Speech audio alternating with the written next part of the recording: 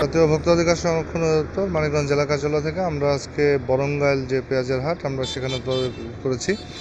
আমাদের কাছে বেশ কিছু অভিযোগ ছিল যে এখানে কৃষকদের কাছ থেকে ব্যাপারীরা প্রতি মনে 42 কেজি বা তার বেশি নিত, এমন অভিযোগ ছিল। তো আমরা আজকে সেখানে এসেছি এবং বাজার যে ব্যবসায়ী নেতৃবৃন্দ ছিল ওনাদেরকে আমরা কিছু ইনস্ট্রাকশন দিয়েছি যে তারা যেন পাকা রসিদ, মানে বিশেষ করে দামটা যেন সেই রসিদে উল্লেখ করা থাকে।